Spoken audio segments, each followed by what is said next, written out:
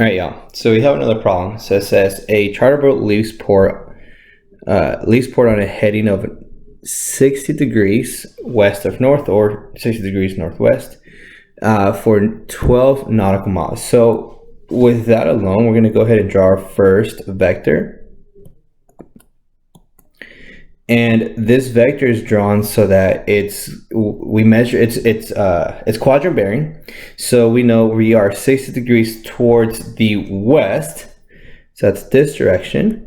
And that 60 degrees is measured from the north pole, right? And so what that really is telling us that if we want to use our trig, what we're used to, then we need this angle here, which is 30. Because this gives us a right triangle here. And one more thing, and the 12 nautical miles, that's kind of like our magnitude. So 12, we'll say NML for nautical miles. And so if we were to kind of break this down into components, this x components is whatever 12 cosine of 30 is.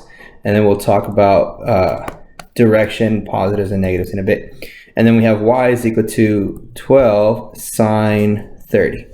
And so for all of these, you can kind of interpret it as you want, as long as it kind of makes sense, right?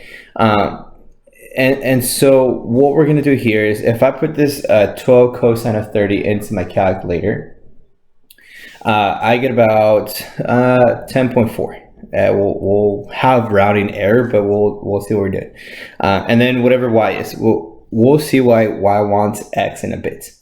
So for the second part, or the second vector, says, then the captain changes course to a bearing of 25 degrees northeast for the next 15 nautical miles.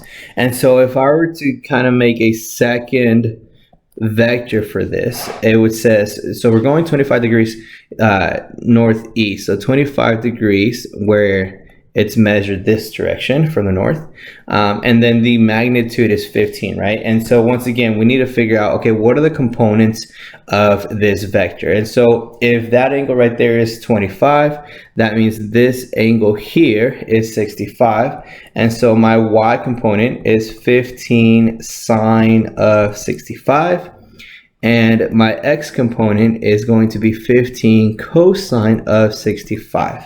And so if you notice, these are two complete different directions, right? So on the first vector, we're going to the left or west, and then on the second vector, we're going to the east or to the right. And so we have to establish, okay, well, one, we can have to kind of go into the negative side, one to the positive side, right? So we do this because we need to figure out, okay, well, am I going to end up on the positive side, or am I going to end up on the west or on the east, right? And so if I put 15 cosine of 65 into my calculator, I get that's somewhere about 6.3-ish. And so you notice that the 6.3 is definitely less than the 10.5, right? And so why is that important? So that's important because if I were to put both of these two vectors together, right, the resulting vector is kind of what I'm looking for. And so we can kind of think about it this way. So I go 30 degrees this way from this first vector, right? And then I change direction and kind of go this way. And so my resulting vector is this right here, right? And so that's kind of what I'm looking for, this R, right? This resulting vector is what I'm looking for.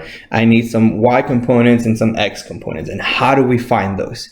Well, it's just kind of a combination of the two that we have. So my y components is a combination of this first vector because it went up a little bit, and then this one, it kind of added some more height, right? So it also went up. So how much did I totally go up? So we have the 12 sine of 30 plus the 15 sine of 65, and that's going to give me my vertical distance, right? So that's going to tell me my component vector for the y in terms of its components of each of the vectors. For this horizontal distance, or this horizontal component, that's what we have to be careful, right? So if we assume that when we go to the left is negative, then how I want to calculate this is as follows. We have negative 12 cosine of 30. And then we associate going to the right as being positive. So we're going to add 15 cosine of 65. And this is going to give me my x component. So when I calculate my r, remember r, how we calculate r is just the square root of x squared plus y squared, right? It's just Pythagorean theorem. And so when I put it in my calculator for my change here, I end up being negative 4.05, which just tells me that if I associate going to the left as negative, then that is correct, because that means that the first vector, when I went to the left, it was greater. You went more to the left than you did to the right. So you have to end up somewhere on the left, and that's all that that's saying.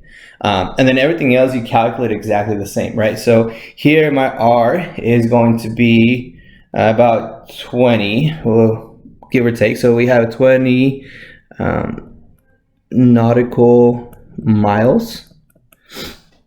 And then we have to find this theta. And then for its current location. So depending on how you want to say it, right? So we have our components for x and we have our components for y. And so when we're looking for this theta, all we're doing is taking tan inverse of y over x, or whatever we get for this y over this x. And so that's going to give us a theta of about 78 degrees. Now remember, this is 78 degrees from the horizontal, right? So this is 78 degrees here. If you want to make this quadrant bearing, then we simply got to find the difference, and that's going to give us that angle there, which if the other one is 78, the difference to 90 is 12 degrees. And since we end up going to the left, then we can say it's going to be 12 degrees northwest. And so that's the direction we're going in, and the distance is 20 nautical miles in 12 degrees northwest from wherever you are.